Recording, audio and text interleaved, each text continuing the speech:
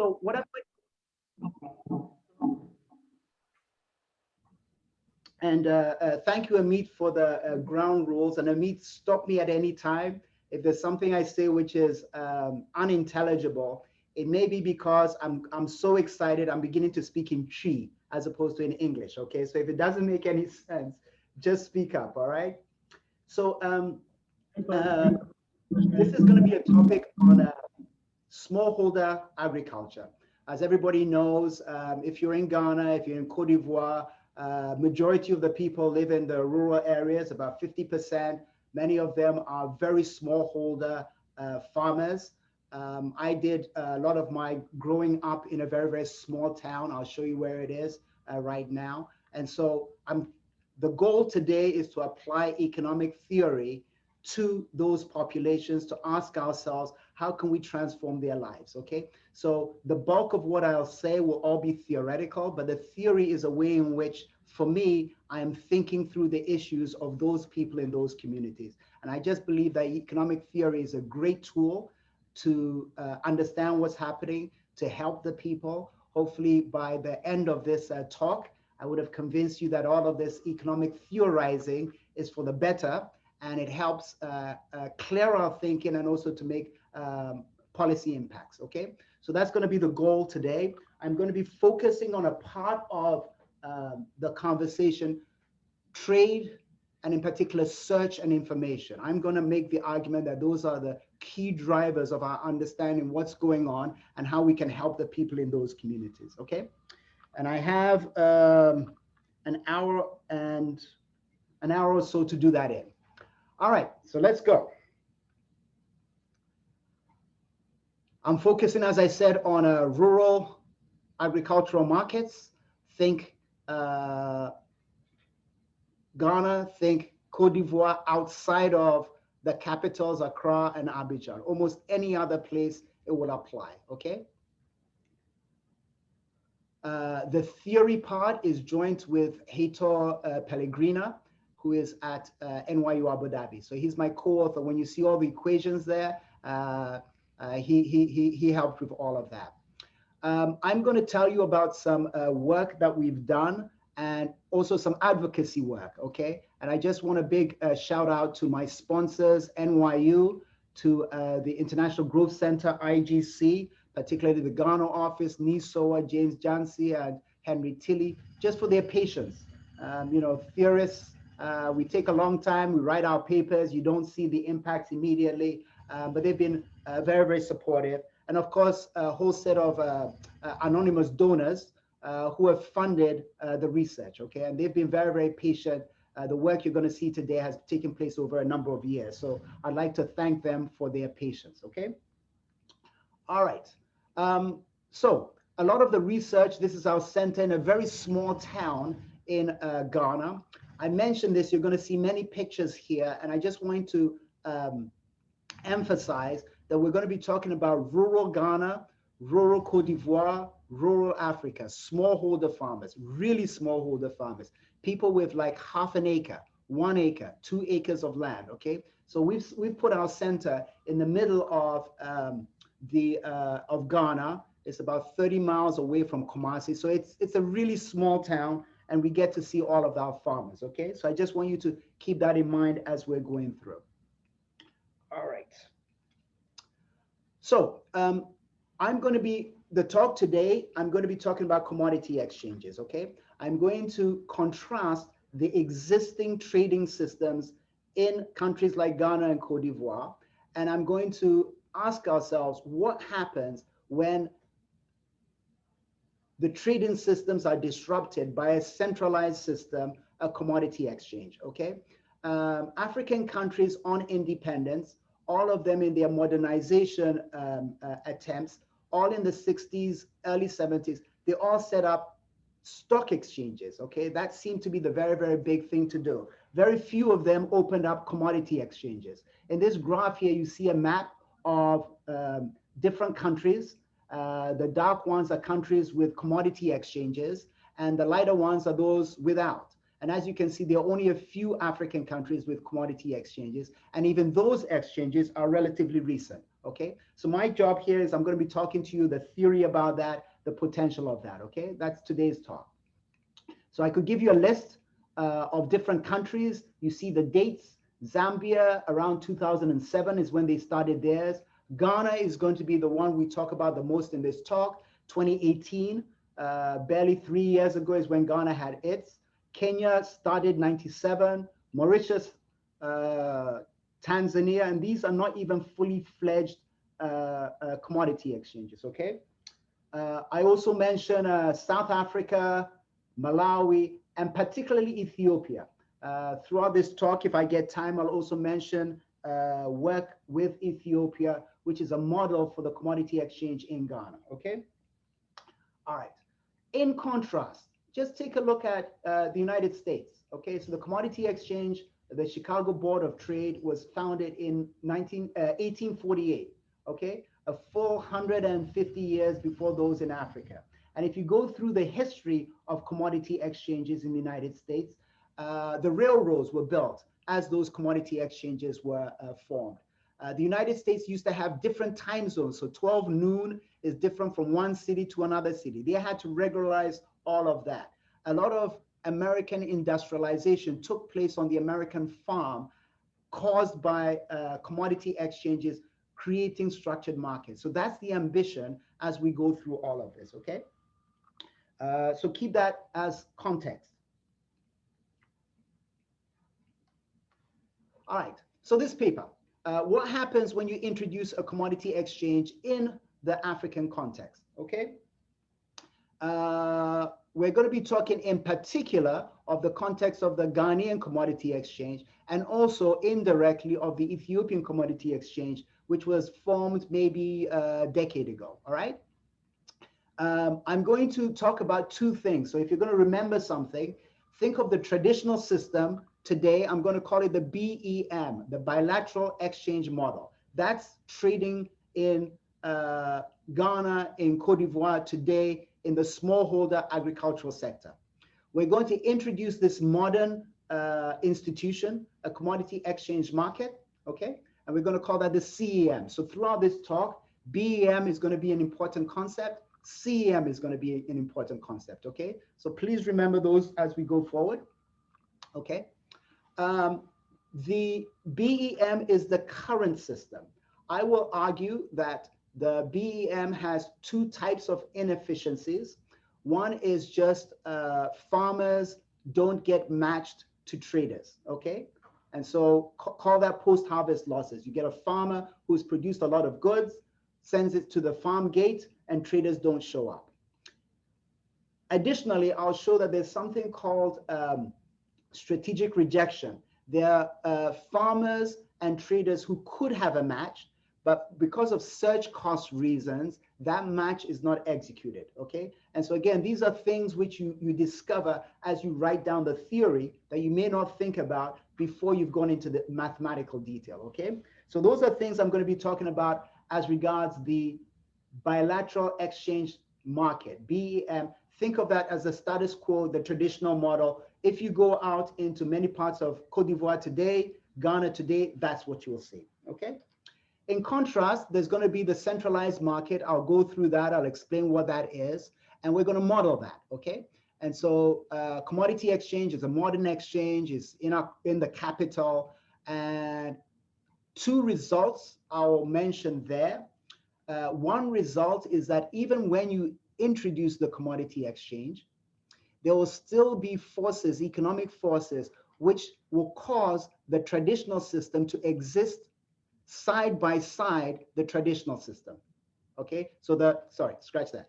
The commodity exchange comes in, the traditional system you would think would disappear. I will argue mathematically, theory, it will stay, okay? So the BEM stays even when you have a CEM. And so let's talk about Ethiopia. When the Ethiopians started their commodity exchange, they realized that even though they brought it in, the traditional was still there. So they used law to outlaw it, to just ban the traditional system. Ghana, with a much more dynamic democratic system, was not able to abolish it. So the two coexist and I argue will always exist side by side, okay? And again, that's something that you don't see unless you've gone through the mathematics of it, okay? So the model we have is going to deliver those kinds of results, okay? All right. I'll also say something about in this dual economy, you will still have in the traditional system, leftover traders, leftover farmers, and those guys are in some sense better off than they would have been without the commodity exchange. So it's, you know, some of them disappear, so those guys is a pure loss, but those who remain are actually happy, okay? And so that's going to be the what I'm going to do on the talk today, all right? So let's go through it. Let me sketch what I'm going to do, and I will be watching my time. 11:45, okay. So let me give you a summary of what I'm going to do in the talk, okay? So first of all, very briefly, I'm going to give you a sketch, pictures, a narrative of the BEM and the CEM. I'll tell you what the BEM is, give you some pictures of Africa, trading, etc., etc. I'll do the same for the CEM. So think of that as part A of the talk. Then part B of the talk, I'll go into the theory. I'll show you Bellman equations. I'll show you mathematics.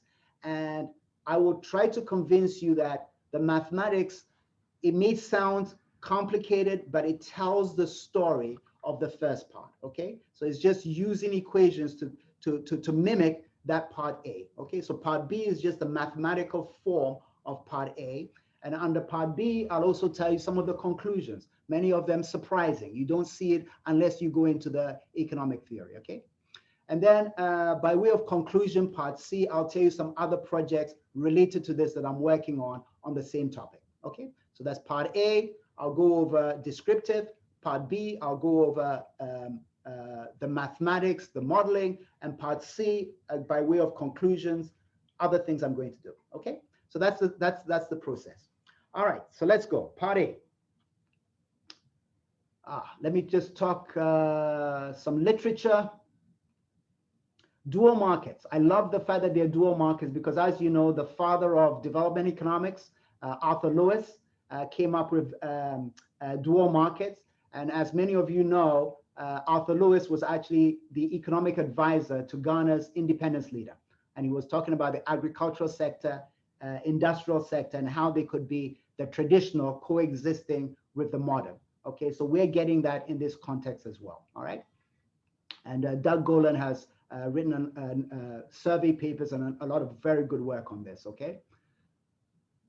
The modeling, this is going to be a contribution to search theory. So think of the bargaining search models of Ariel Rubinstein, Asher Walensky. Think of Mortensen, Pissariadis. They applied all of their work to search, okay, with Diamond. Think of finance. And so you're thinking of brokers and people who are looking for deals, equity deals, market makers. Ricardo Lagos and co-authors have written a number of papers on that as well. So what we're doing here, think of this as a smallholder agriculture version of these search models, okay? Then, of course, there's a whole literature on trade theory. So Antras, Costino, wonderful papers by Donaldson, Atkin, and co-authors. Meredith Staff has a wonderful paper on Nigeria. And then you've got these papers on using price alerts, okay? So you give farmers prices and you look at how information flows. And so this work is also related to that, okay? So that's by way of literature review. Okay, so let's go. The bilateral exchange market, think traditional model, okay? This is the status quo. This is before a commodity exchange comes in. What does it look like? So first, some pretty pictures, okay? So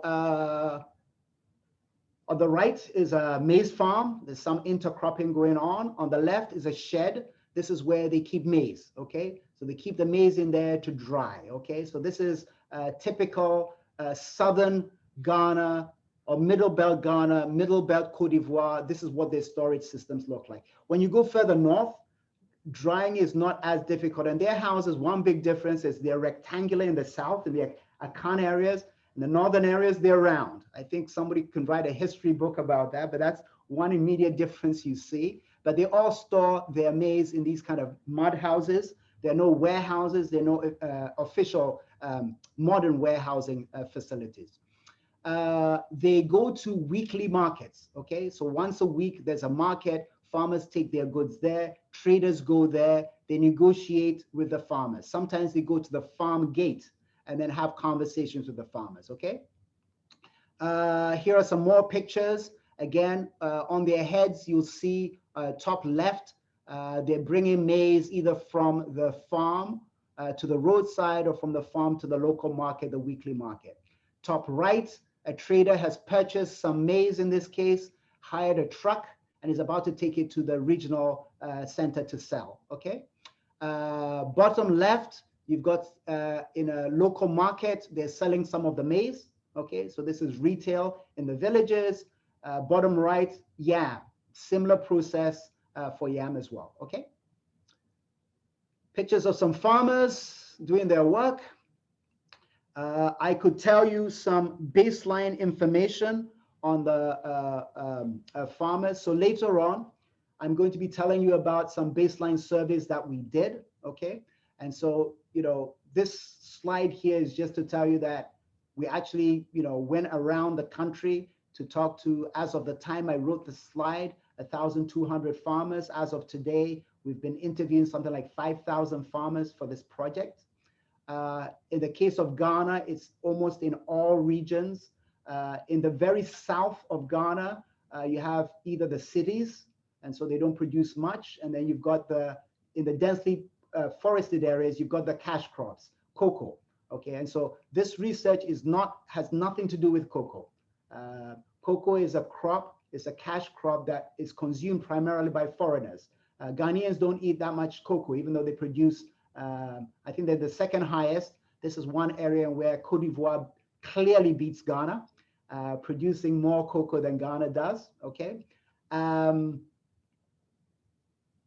anyway, so it's that's the geographic spread. There's a language spread, if you ask me, different areas, different languages. I just write all of that down.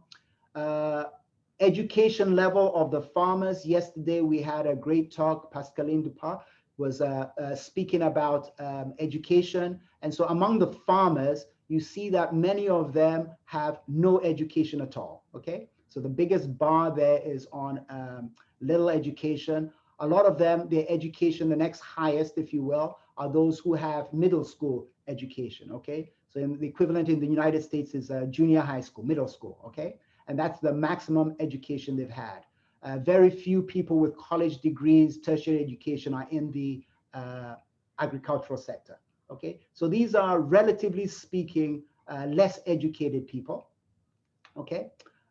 They're also relatively older. A lot of the young people are slowly moving into the cities.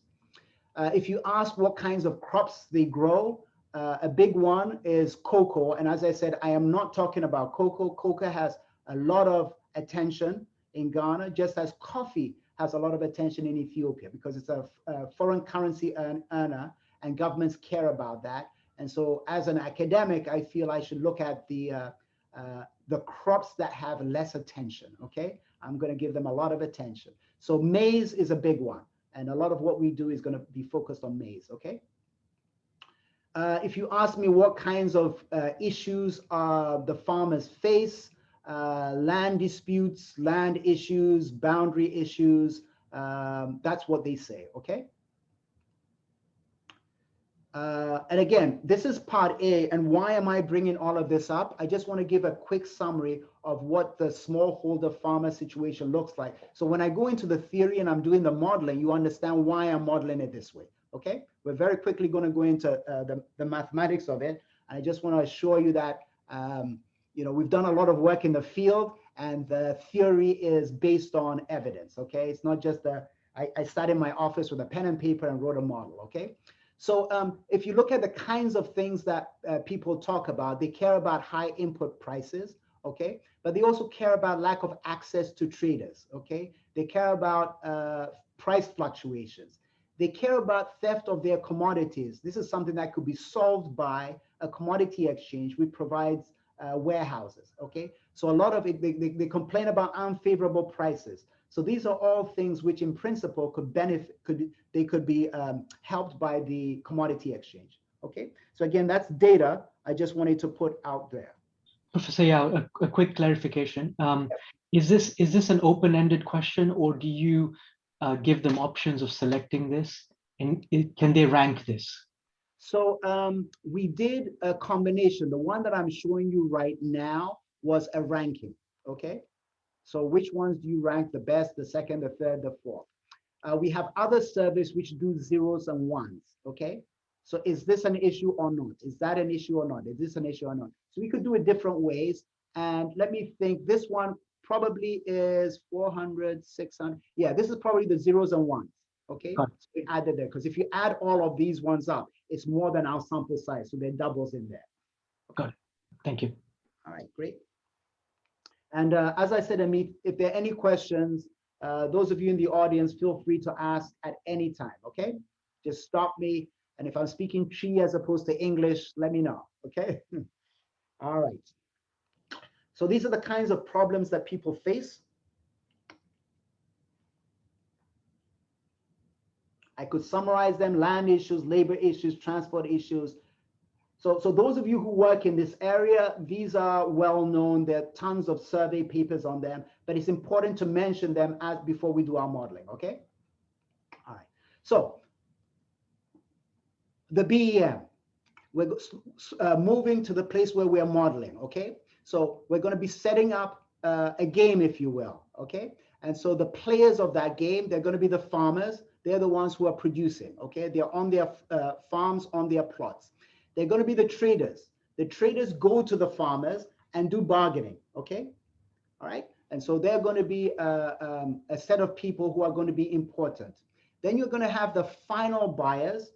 These are either retail consumers, or in the case of maize, they are, and again, yesterday I was in one of the sessions, Pascaline's session on schooling. The school system in Ghana, they purchase a lot of maize because food is supplied to the secondary schools, okay? And so they are final buyers. Poultry farmers are final buyers, and then the flour mills, okay? I am not paying attention to that side. I'm going to close that side of the market, of the game, and I'm going to focus on farmers and traders and their interaction, okay? All right. Then you have the CEM. This is the commodity exchange model, okay? All right. I have a question here on the traditional. The question says, are they mostly family farms? How big are the farms? Farms typically are very small. Half an acre, 1 acre, 2 acres. That's the majority. There are a few people with large farms, but that's really rare, okay? The land tenure system, many of them, it's family farms, okay? And by family, it means your clan family, okay? And so you and your clan have been there for generations, okay? And you farm on your family land. That's what it means, okay? One thing, since we're talking about Ghana and Cote d'Ivoire, it's matrilineal, okay? So it's your matrilineal family. All right. So your mother, your mother's mother, your mother's mother's mother, they all have a tract of land, and the kids from the mother's side get to farm there. That's the answer to that question. Okay. So anyway, that's the traditional situation. Now you ask, let's bring in the commodity exchange model. And if I may be allowed, again, I'm trying to emphasize the importance of research. And so we've been working on this project for a while.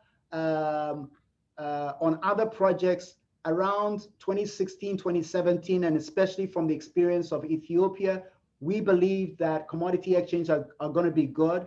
So this meeting I'm having with you, all of you in this session here, I actually went to the Ghana government, went to what is called the Economic Management Team. This is the Vice President, Minister of Finance, Minister of Trade, Minister of Agri, and I made a presentation to them saying, dear ministers, dear government, please set up a commodity exchange. It's about time. And I told them all the theoretical reasons for it, okay? And to my surprise, they actually said, yeah, we're convinced, okay? You sold us the idea. And by the way, young man, we give you 12 months. Go and set up a commodity exchange or else, okay? And so they gave us that mandate to set up a commodity exchange in 12 months. We found a very good initial CEO. And so by 2018 of the next year, we had actually set up the commodity exchange. So again, a big shout out to our NYU, IGC, and anonymous donors who watched me doing this work for so many years without, concrete output and just stayed with me, okay? So God bless them all. And this is the opening of the commodity exchange in 2018. This is the president of Ghana, Minister of Agriculture. I'm in the back there somewhere, or shoved away by their security people, okay? They didn't want me near the president. So that's that, okay? So that's the commodity exchange. Let me perhaps speed up a little bit. 11:06, I have time, okay? So what happens in the commodity exchange? You go out into the villages, you tell the farmers about commodity exchange. Here's an alternative way of selling your goods, okay? It's centralized, it's run by the government, okay? If they agree, they bring out their maize. Some of them have to trek, go over a hill, go over some rivers, bring the maize over to the farm gate. That's a picture on the left. On the right, the man there in the green vest is called an AFSO, an agricultural field service officer, weighs the maize, tests the quality. The thing in yellow on the right is a moisture meter. If it's maize, the moisture has to be less than 13%. On the left, they're looking for insects and the size, okay? So this is, this is real stuff. This is how it's done. Then you send it to a warehouse, okay? So this is the Kumasi warehouse. It gets tested again and it gets graded, okay? Then the farmer gets something called a goods receipt note, okay? For our theory, what you need to know is there are fees that you pay, fees for the warehouse, fees if it's not clean, you have to clean it. I'm going to tell you about trading in a second. There are a whole bunch of fees, okay? So anyway, this is the sheet you get once you deposit it in the warehouse. The red dots, that's Ghana there, bordering Cote d'Ivoire, okay? And the red dots are the different warehouses in Ghana, okay? There are about 10 of them now, all right? A contract specifies the crop, the quality, and the warehouse location, okay? So a contract, TAWM1, is maize, which is sitting in the Tamale warehouse. It's white maize, and it's grade 1, the best grade. It's very, very dry, no impediments, etc., okay? On the bottom, you see these pictures here. On the left, it's the bagged maize. In the middle, this is the central location where they're doing the buying and selling of these commodities, okay? This is the game now for the commodity exchange, okay? So on the one hand, on the left, you have a whole bunch of farmers, right? And so they're the guys, they produce their goods and they bring it now to a warehouse, okay? So it'll sit in the Tamale warehouse or the Kumasi warehouse, one of those 10. Each farmer needs to get a broker. The broker is the representative of that farmer, yes? And so that's one side of the market. On the other side of the market are the people who want to buy the school feeding program, the flour mills, and maybe private individuals who are doing biscuits or something, right? Okay, they too need a broker. In the middle are the brokers, and they trade among each other these contracts, okay? So at a particular date and a particular time, they may be trading Tamale, white maize, grade 1. And so on the floor, everybody is doing their bidding and everything. In the olden days, it used to be open outcry, so you see them making finger signs, talking. It's exciting. Right now, it's nice and boring. It's all electronic. Okay, all right. So so that's the commodity exchange. Okay, so you trade contracts. All right.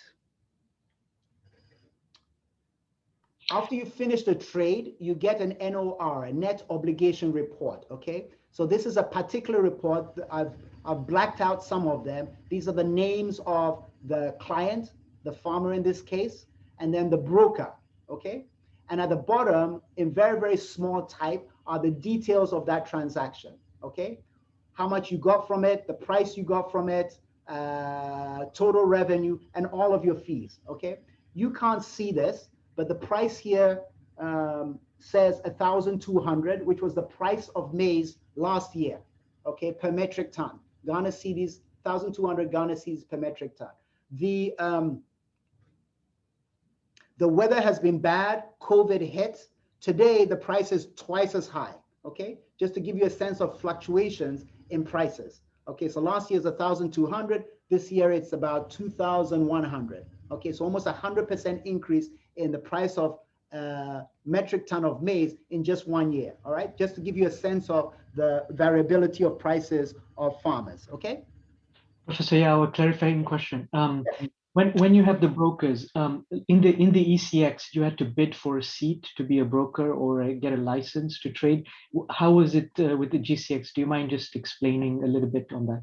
Excellent, excellent. So the brokers need to make an application to be a broker.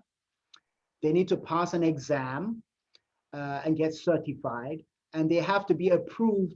The institution that manages the Ghana Commodity Exchange is called the Security and Exchange Commission, right?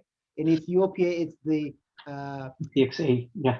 ECA, right? It's the Ethiopian Commodities Authority. They are the regulator. And so each broker needs to pass the exam, be approved, and also pay some money, okay? It's called getting a seat. In Ghana, that amount was very low initially because they were trying to bring in people. In Ethiopia, it was a significant amount at the beginning, okay? All right.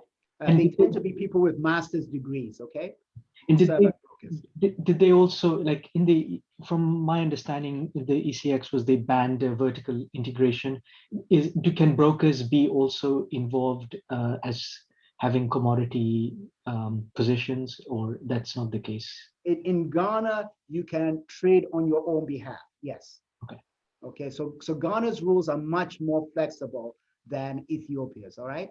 And if I may just, a little joke there, if you will, ECX was formed by Eleni Gabrimaden, who's actually my classmate from undergraduate days, wonderful woman. And she was setting this up when Meles Zenawi was the leader of Ethiopia. And as you know, he was a strong man. Some would say he was a dictator.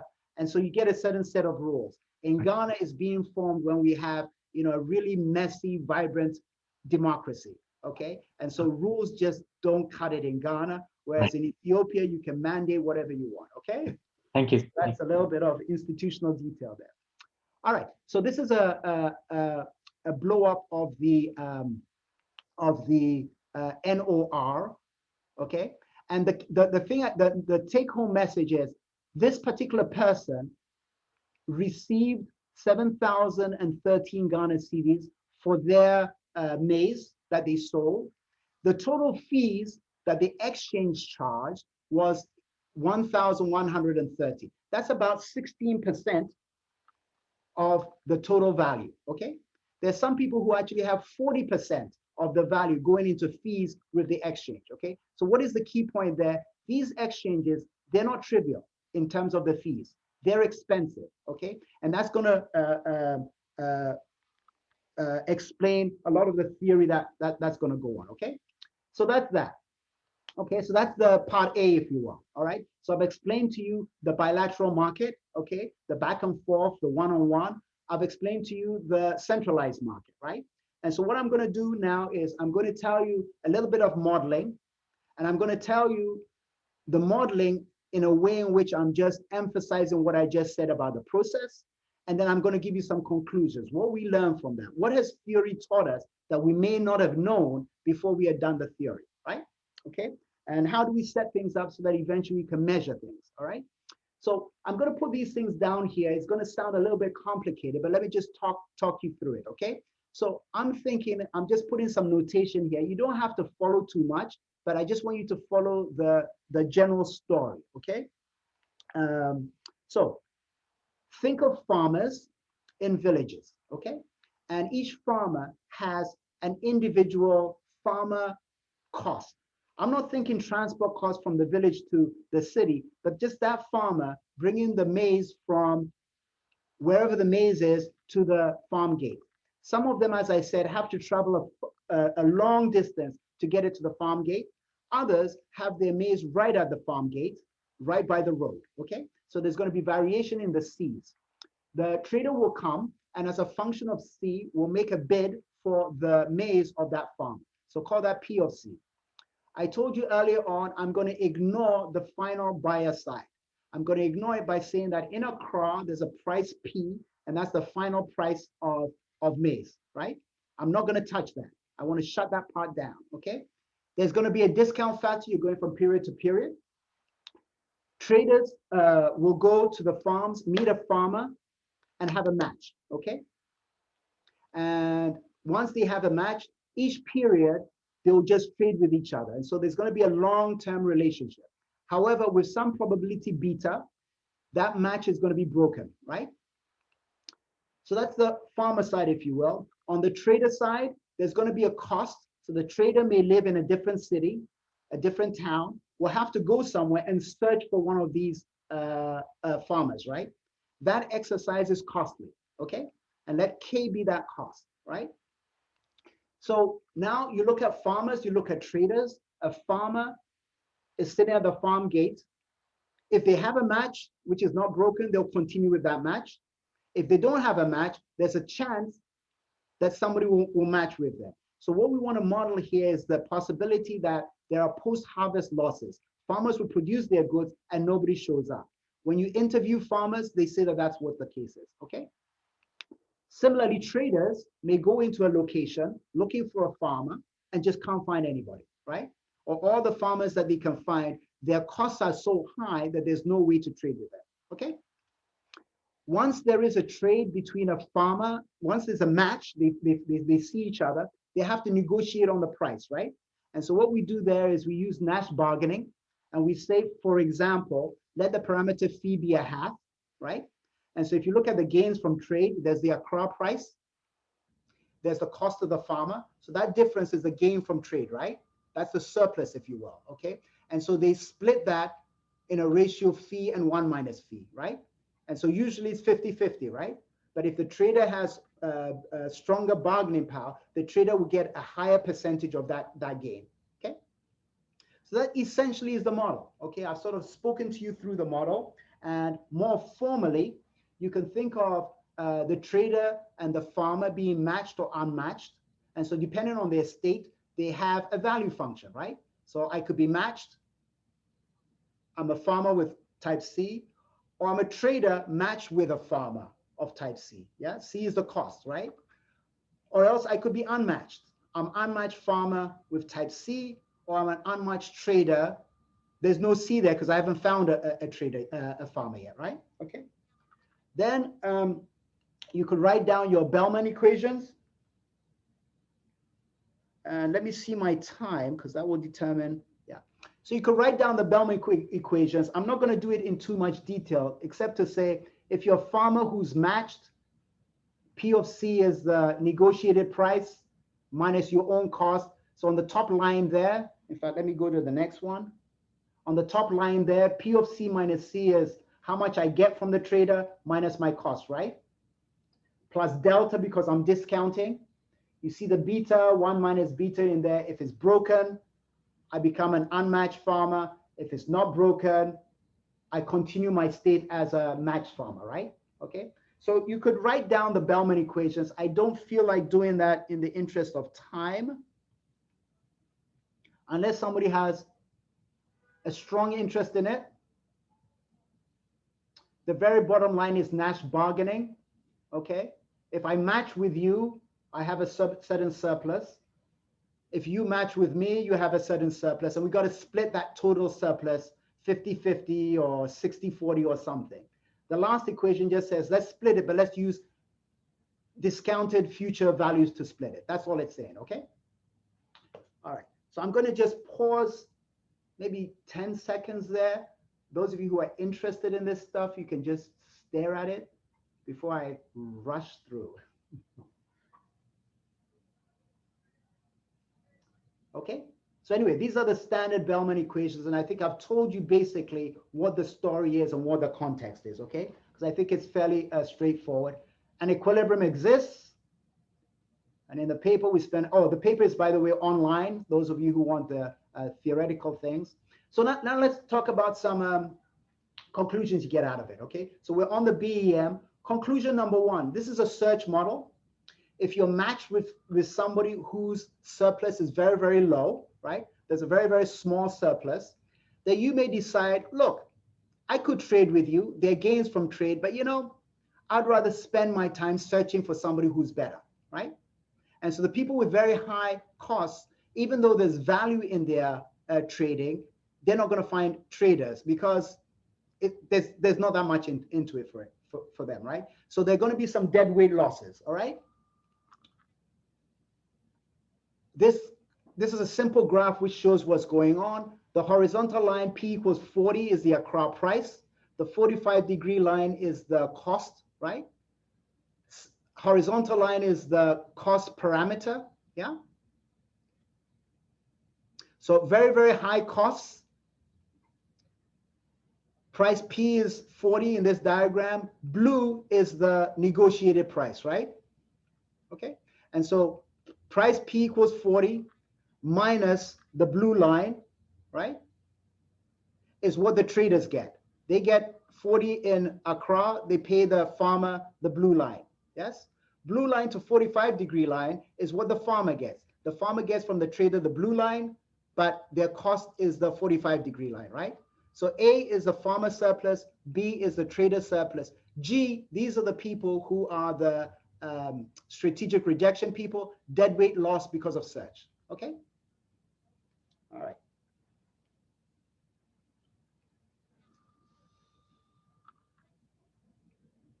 I won't go through all of this, but just note that in the BEM model, at any time, there's some people who are matched and some people who are unmatched. So the unmatched people is another source of dead weight loss, right? Those are the post-harvest losses, okay? So I could go into the details of that. There's a steady state value of that. I will not, okay? You can generate a supply curve, right? I said the price P is equal to 40, but as you adjust that price, right, there'll be a different set of C's in the market, right? And those C's will produce, at least those who are matched. As P is higher, more people are in the system, supply goes up, okay? So you can generate a supply curve and measure it through that process. Let me sketch all of that. So that's the BEM model. That's the status quo. That's side-by-side trading, okay? Now let's add the commodity exchange model, right? Okay. So I think I've told you what commodity exchange is earlier. Reminder, these are only spot markets. These are not futures markets, okay? Remember I told you that there's a tax or a fee on commodity exchanges, which could be large, 16%, 40%. Okay. So if you go into the commodity exchange, you will sell with probability 1 as opposed to waiting for a trader to come to your doorstep. And there will be this fee of tau, right? So what is your payoff, right? You get P times 1 minus tau. That's remainder after you paid your fees, right? And then you subtract your own internal costs. And then you've got this every period discounted, right? Okay, so that's the formula for what you get if you go to the commodity exchange. So briefly stated, in the commodity exchange, you get P less the tax, less your own individual cost, okay? Then you can ask yourself, let's introduce the commodity exchange and see what happens, right? So in yellow, if you're somebody with a cost C, what is your value if you're in the commodity exchange? That's the yellow line, yes? If you stay in the BEM with cost parameter C, your value is going to be the red line. All of them are downward sloping in terms of C. Why? Bigger C, bigger cost for you, the farmer, right? Okay. But one key difference is the slope of the yellow is higher than the slope of the red. Why? If you increase your C by 1 unit, meaning you have a higher cost by 1 unit, if you're going to the commodity exchange, you lose that entire 1 unit. If you look at 2 farmers who differ only by 1 and they go into the commodity exchange, the difference in their final output will be exactly 1. In the BEM, it's 1 times the probability that you're going to be matched, right? Okay, so your loss is less because you don't sell your goods all the time. So the red is going to be flatter than the yellow, which means that if you look at it, people with low values of C, so if you have the situation where the 2 cross, people with low values of C are the ones who are going to go into the commodity exchange. Those with high values of C are going to be the ones who stay in the BEM, right? Okay. Again, I'll pause here. This is non-intuitive. When I talk to my colleagues about this, they don't get it, because you'd think that a commodity exchange should help the people with very, very high cost parameters, right? They're the ones who are working inefficiently and can get the best out of the commodity exchange, okay? But it doesn't quite work that way, okay? And it doesn't work that way because there are costs. And so the high type people can't bear that cost relative to what the BEM would do for them, okay? So this is where you get your dual markets, all right? So almost, many people, when I tell them about this, first they're in disbelief, okay? And so again, this is something you only get when you write down the equations and you do the math and you do the theory, okay? All right? And so this is the dual market. Ghana's economy will always have dual BEM, CEM. Ethiopia have disallowed trading outside of the commodity market. And that's why if you go to the Mercato, you will see black market maize, black market everything, okay? And so this diagram is proof of that black market, okay? So that's the empirical evidence, if you will, okay? All right, so that's that. I could do the gains from trade again. The first person with the red, this is the gains from trade in the commodity exchange. Second part is the high types, which go to the BEM in the dual market. That's the blue, okay? Big difference. The red is with probability 1. Anybody who goes into the commodity exchange sells with probability 1. Those who go into the BEM sell with only probability mu F, okay? So I've written it down as if it's probability 1, but it's only a fraction of these guys, okay? So when you're doing the comparatives, you have to sort of scale down by the probability that you get a sale as opposed to a post-harvest loss, okay? All right. What else do I want to say? So now you've introduced the BEM, okay? Sorry, you had the BEM, you've introduced the CEM, right? So some fraction of the farmers are going to go into the commodity exchange, right? I've just told you that you're going to have a dual market. So some of them are going to be remaining in the old system, the bilateral system, right? These are going to be the higher types. Those people, how do they fare, right? Okay, relative to a situation where, for example, before we had a CEM. So a number of cute things. Some of the traders are going to disappear, but the traders who remain are going to be better off than if there wasn't a CEM, okay? So the commodity exchange, in a perverse way, actually helps those in the traditional system who remain, okay? Some of them, of course, disappear, all right? So they're going to be sad, but those who remain are better off.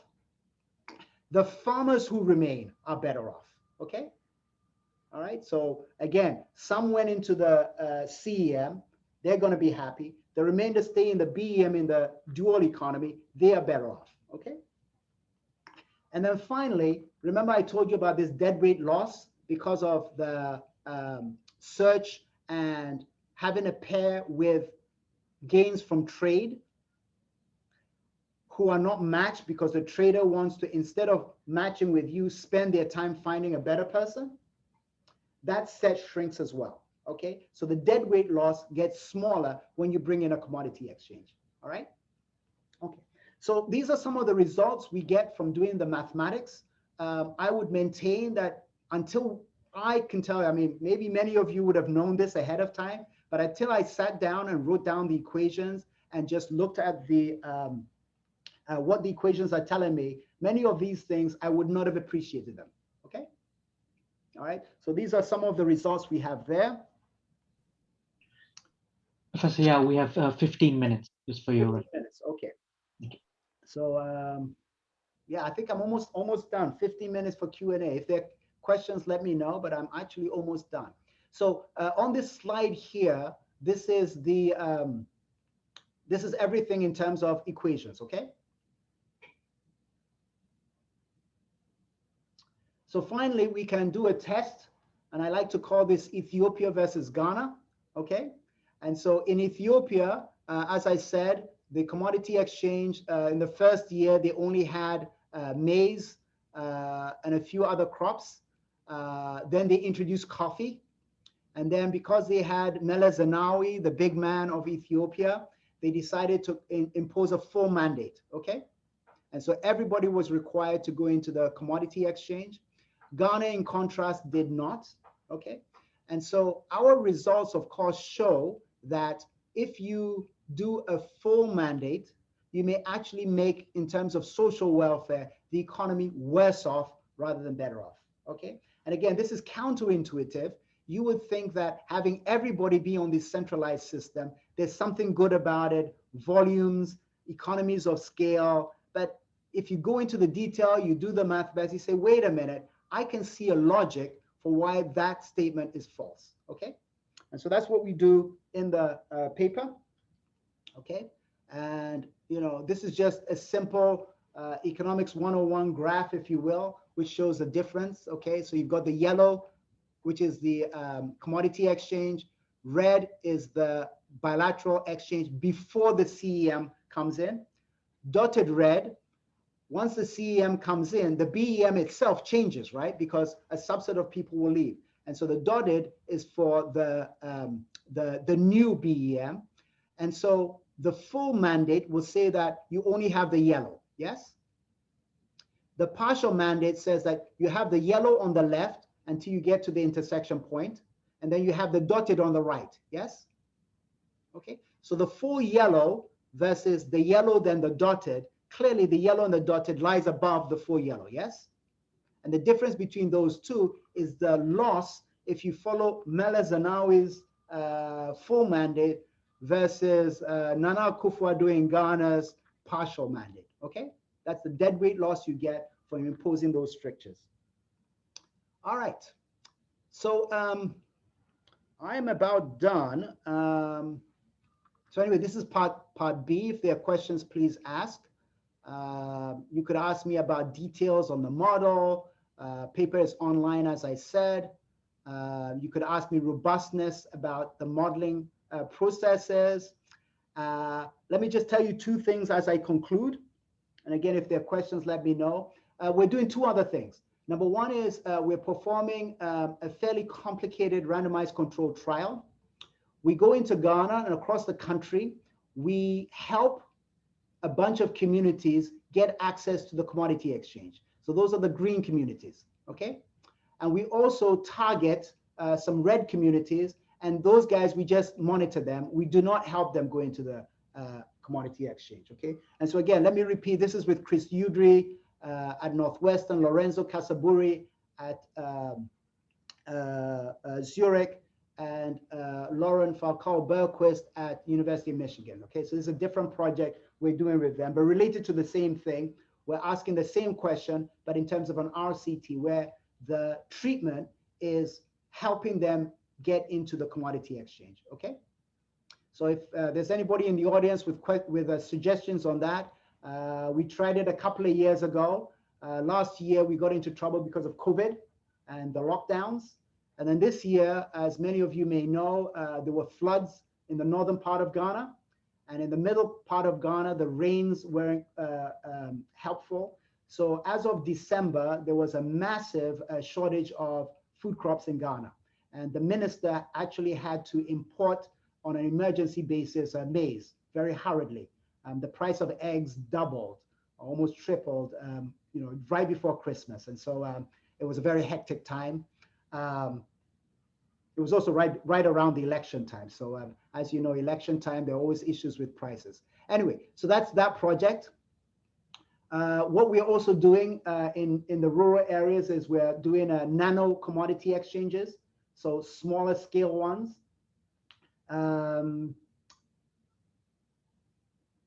So that's one thing there. And then we're also doing some mobile mobile apps. Okay, so doing the same commodity exchanges on mobile apps. This is the president of Ghana who came to visit our center in the village. The picture I showed you, at the very beginning, small town.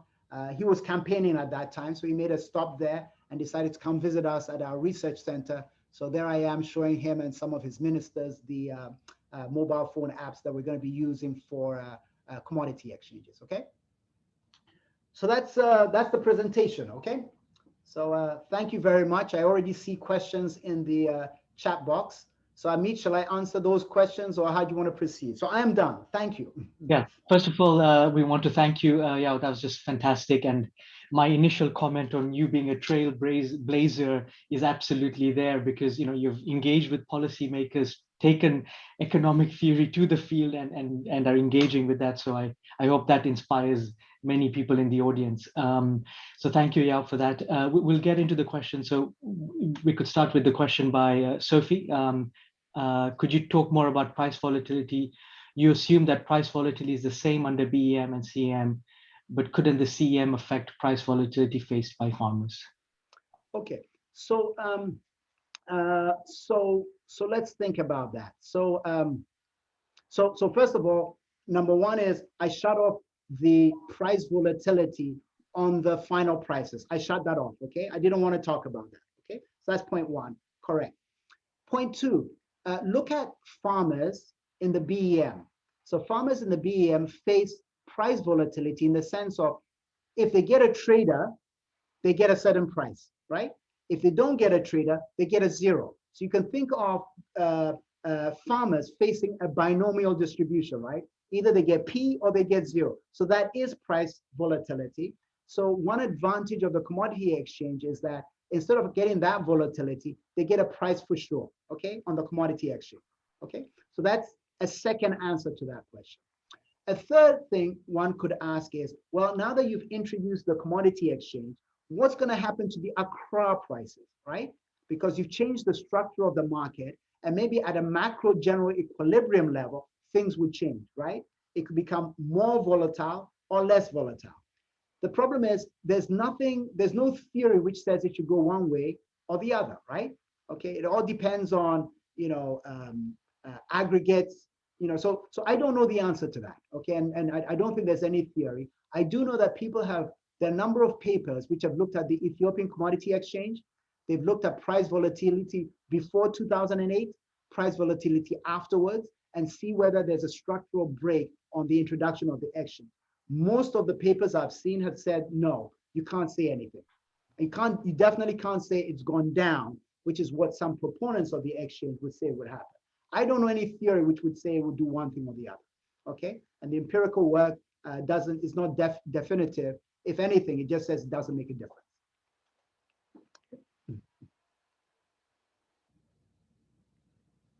Thank you. The floor is open for more questions. Great. One thing I want to say to the audience, especially to the younger ones there, speak up, speak to your governments. You guys are great at economics, and don't be shy about talking, okay? If there's something your brain tells you is important for Cote d'Ivoire or your home nation, go up to the government and talk to them. These government ministers, they want to do well, they want to do good, they want to do wonderful things. They're very busy managing the country. So, use your economic theory and, make some noise. Great.